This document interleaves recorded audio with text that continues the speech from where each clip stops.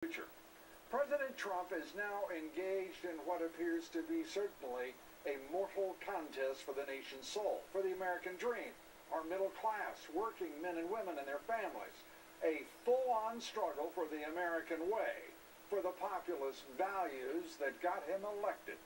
President Trump is the target of the left-wing judiciary as well, of the manufactured fears of the hysterical Senate Dems led by Crying Chuck, as the president calls him, all working to block the president, the millions who voted for him, and his agenda. The same obstructionists who stalled the confirmation of President Trump's cabinet nominees now threaten to block and frustrate the president's pick for FBI director. The hell that M's say with national security, the Constitution, and simple decency. And now the Washington Post reports that President Trump charges level today that he lifted the veil on classified intelligence to the Russians. In particular, the Russian foreign minister and ambassador who he met with in the Oval Office last week. The president, again, according to the Washington Post report, shared information about the Islamic State with Lavrov and Kislyak, according to unnamed current and former officials cited by the Post, which in this highly partisan era is hardly the best way to expand the body of public knowledge on any topic. Secretary of State Rex Tillerson, National Security Advisor H.R. McMaster, and Deputy Advisor Dina Powell attended that meeting, and all of them say no intelligence methods or sources or military operations were revealed whatsoever.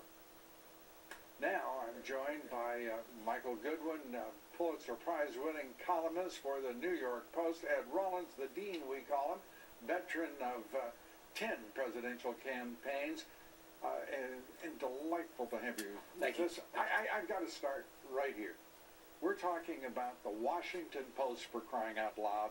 They've been knocked down by the White House. Right. This rises to the level, or to the depths, of pure scurrilous conduct on the part of the Post. Well, look, the New York Times today had an off lead of the newspaper saying the Republicans are moving away from Trump and the Senate Republicans. Mm-hmm. I read 3/4 of the story. There were no names mentioned. So this is now a competition to see who can out-scandalize each other paper. It's really between the papers, in a way, to be the most anti-Trump of the day. Anti-Trump is one thing. To call them fake news is another. This goes beyond fake news. This is subversion. This is a campaign of disinformation. And this is also Jeff Bezos and his billions saying he's got the budget for the Post to say the hell with journalistic standards and ethics, no matter what. Well, the danger is the president has a very important week. Tomorrow he's meeting with the president of Turkey, a very important ally of ours who has some issues with us. He leaves Friday on his first foreign trip. And this is a story he now is going to spend the next 3 or 4 days knocking this story down. And I hope not. I hope not. But you know that's what it's going to be. It's going to be. Well, I would argue that the people who are in the room, I know Dina Powell, I don't know Tillerson, these are people with great integrity. If they say it didn't happen, it didn't happen. Now, the critical thing here is if it did happen, or who basically said to the Post that it happened, that's what we need to find out. And I think this has been the leakiest White House I've seen in my 50 years. Leakiest. But, well, maybe that's not a proper word. No, it's a hell of a good word. It's like about 4 times. Accurate, too. And it's just, I said I've been around a long time. I've never seen one like this where so many people with an agenda inside, not just outside, inside, to damage this president.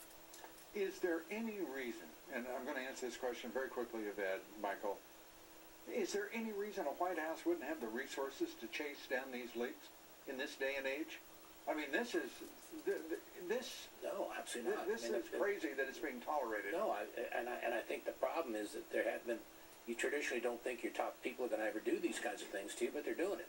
And so my sense is, I would demand Jeff Sessions, who can't deal with other stuff, but Jeff Sessions certainly can deal with this. The CIA can basically get in there. And you just need to go find out who's doing this. Well, that's the bottom line as far as the leaks. This appears to be created out of whole cloth. Yeah. This is preposterous on the part of the Washington Post. And this is the Secretary of State's statement. Let me quickly read that. During President Trump's meeting with the Foreign Minister Lavrov, a broad range of subjects were discussed, among which were common efforts and threats regarding counterterrorism. The statement goes on, during that exchange, the nature of specific threats were discussed, but they did not discuss sources, methods, or military operations. That is from the Secretary of State himself. Well, and I think McMaster, and as Ed said, Dina Powell. So were there other administration people in the room? Because those three have all denied the Washington Post charge. So were there others in there who are saying something different? I think that, if you're Well, they looking should for be leaks, grabbed by the ears I was going to say, and brought out in front of cameras and microphones. that's the place to start. I mean, somebody is a source for this, and then maybe there's more than one source. You know, I don't know that that's true anymore. This little habit that has grown up between the Times and the Post of unnamed sources, I personally put no credence in it whatsoever. They are manufacturing what the president calls fake news.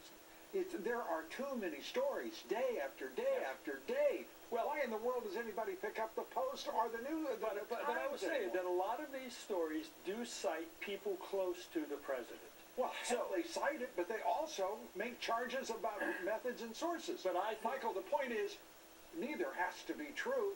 The sources could be wrong, but there are, I think, Or there could be no sources because there's no story. There are leaks. There are leaks from the administration.